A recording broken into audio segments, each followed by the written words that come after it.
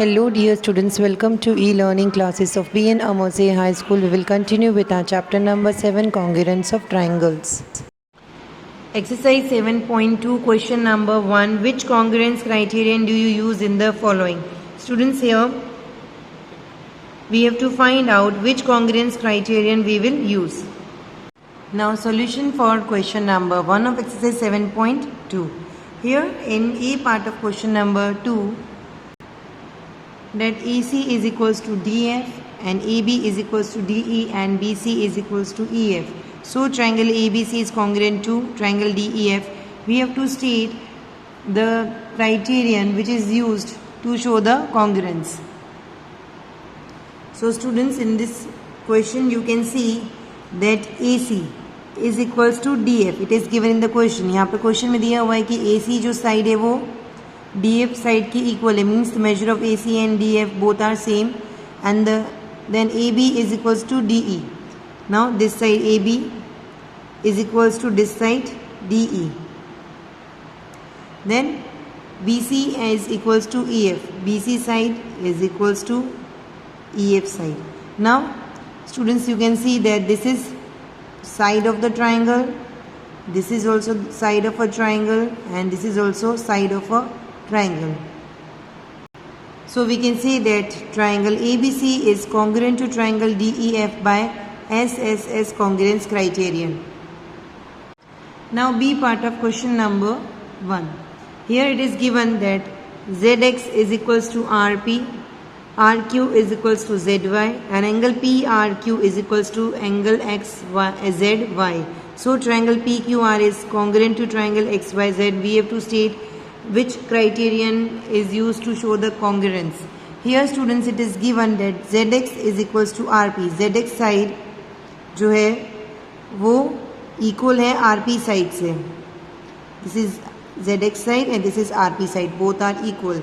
Then RQ is equals to ZY. RQ side जो है वो ZY side से equal है. Measure of both the side is equal. And angle PRQ, you can see here PRQ means this angle, and angle XZY, this angle. These both angles are equal. Now you can see that this side and this side is equal, and the angle which is included angle. Here I have explained you in the introductory video that if the included angle of the side which are equal is equal, then we will use SAS criterion to show the congruence. Here this is the side and this is also a side, and this is the included angle.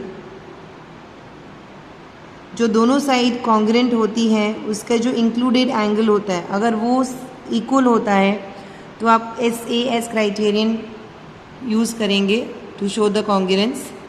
Therefore students, we can say that triangle PQR is congruent to triangle XYZ by SAS, that is side angle side congruence criterion.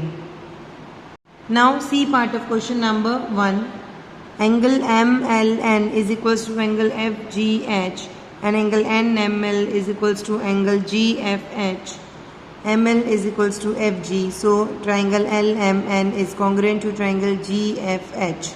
Here students, it is given that MLN means this angle is equals to FGH, this angle. These two angles are equal. Then angle NML, this angle, and angle GFH, this angle. These two angles are also equal. And side ML and side FG, these two sides are equal. Now you can see that this side is included side.